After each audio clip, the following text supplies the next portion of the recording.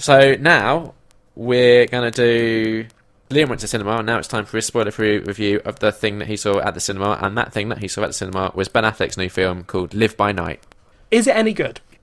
Okay, so Ben Affleck's directorial efforts so far have been pretty damn good, to be fair. Yep. This, I would say, is his first misstep, if you will. Like, it's not outright bad. Okay. The issue is, I didn't really enjoy, like, the first hour of it. It's a 2-hour film.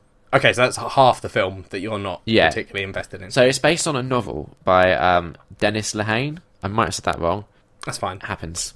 Go with it. And I think what's happened, like, I haven't read the novel, but it feels like Ben Affleck hasn't been strict enough in kind of saying, this story strand doesn't need to be here, or kind of like boiling it down to its essence, or its like main focus point, and like zoning in on that. It feels kind of bloated and messy, especially in the first hour. By like roughly the midway point, this like character who's a member of the KKK gets introduced, and then it's like the film kind of finds its focus and suddenly becomes a hell of a lot better. Okay. So the second hour has moments that are really truly very good, but it's like it can't recover after the first hour. The acting's all good. Like Ben Affleck, I'm a huge fan of his acting, and I think he does a good job here. The other person who it's worth noting is Elle Fanning. Oh, okay. I know her. Yeah, she was in Super 8, which I think you like. Yes. She was in another movie I saw recently called The Neon Demon, which is Nicholas Winding Refn, who directed Drive. Oh, okay.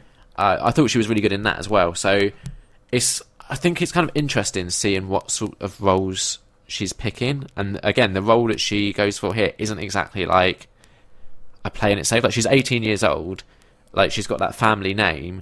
You'd kind of almost expect her to like just rest on quite safe, easy picks. But she's going for more interesting stuff. Yeah, stuff that's a bit more challenging and a bit more like out of the box. So I kind of have to appreciate that. So she's good. Ben Affleck's good. Just it doesn't come together satisfyingly enough. And then, even though the second half is better, the end is really underwhelming. Okay. So it's like 2.5 out of 5, and I'm aware that is me being favourable because I'm a Ben Affleck fan. So, not one I'd recommend.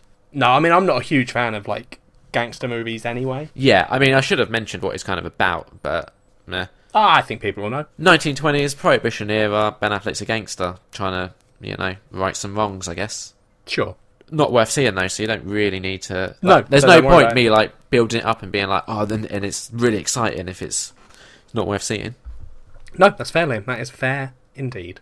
So that's, like, obviously with Christmas and New Year and birthdays and all that sort of stuff, that's the only film I got to see, unfortunately.